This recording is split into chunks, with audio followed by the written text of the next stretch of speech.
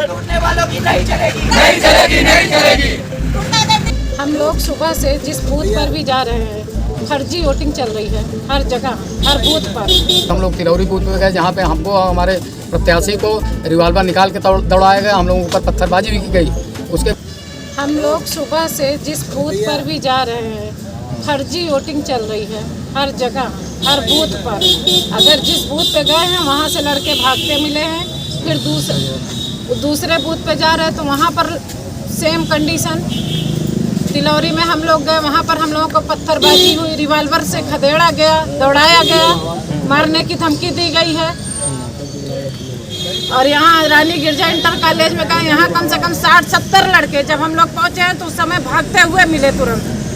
Camera तो हाथ में था नहीं क्योंकि मोबाइल अंदर ले नहीं जा सकते, लेकिन जब तक गाड़ी से मोबाइल उठा के हम वीडियो बनाए तब तक बहुत लड़के भाग चुके थे। अच्छा, तो अभी आप और एक आदमी को पकड़ा भी गया, छुड़ा के पुलिस का हवाले भी किया गया, फिर भी उसको भाग गया वहाँ से। डीएमएसपी शिकायत की थी? हमने शिकायत की। क्या हुआ? क्या आश्वासन कुछ नहीं हुआ। कोई देख तो रहे हैं, नहीं तो मुझे धरने पे बैठने की जरूरत क्या पड़ती है अगर यहाँ का पुलिस प्रशासन अगर सहयोग करता हमारा। तो इसीलिए आप धरने पे बैठी हैं? बस यही कारण है, चुनाव फिर से हो। बूथ लूटा गया है, चुनाव फिर से हो। कितने बूथ लूटे गए?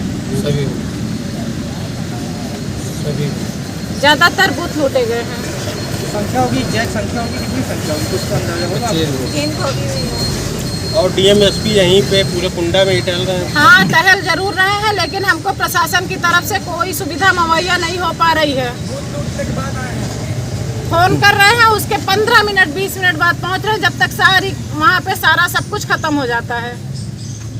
हमने वहाँ पर टीपी इंटर कॉलेज में कम से कम 3 लड़कों को पकड़वाया है, दौड़ के पकड़वाया है। वहाँ पर तो 3 लड़के पकड़े गए हैं, पता नहीं पुलिस कस्टडी में है कि उन्हें भी छोड़ दिया गया है।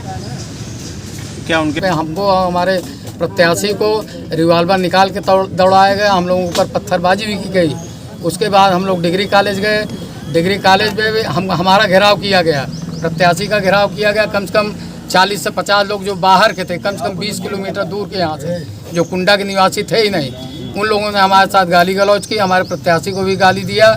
उसके बाद हम लोग रानी गिरजा देवी विद्यालय पहुँचे, वहाँ पहुँचे तो वहाँ जनवा मऊ और कहाँ के लोग आके वोटिंग कर रहे थे, मनगढ़ के लोग और कई गांव के लोगों को, हम लोग बेहती के लोग वोटिंग कर रहे थे।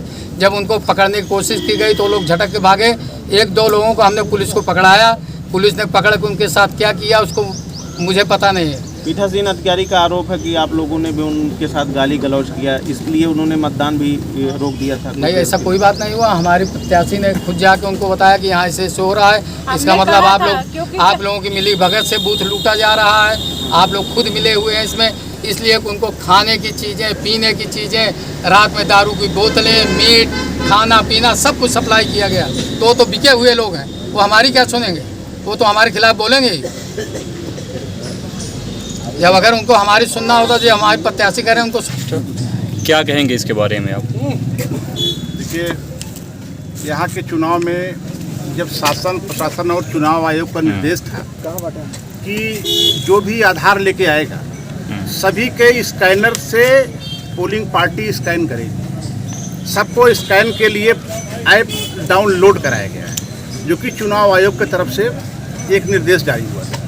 एक भी पोलिंग पार्टी ने एक भी आधार को स्कैन करा लिया हो, अगर इसका कोई एविडेंस उनके उस पर अगर साइबर कैफे से साइबर एक्सपर्ट से निकाला जाए तब मालूम पड़ जाएगा एक भी पीठासीन अधिकारी ने किसी आधार को अपने ऐप से स्कैन नहीं किया।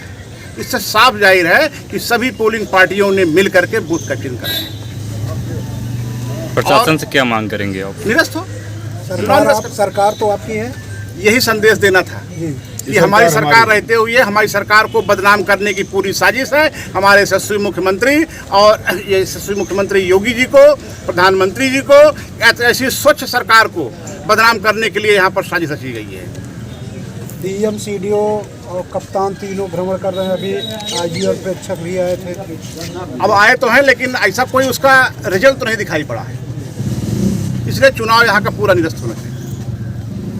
और दोबारा जब भी चुनाव हो पूरी शक्ति के साथ हो तभी संभव है। यहाँ चुनाव नहीं, चुनाव प्रशासन अगर आपकी बात नहीं सुनता तो आगे क्या करेंगे आप? अभी धरने पे बैठे हैं। जिस दिन हमारे योगी जी को जानकारी हो जाएगी, पूरी बात से अवगत हो जाएंगे, पूरा न्याय होगा यहाँ। इसके लिए आप निश्चिंत रहें।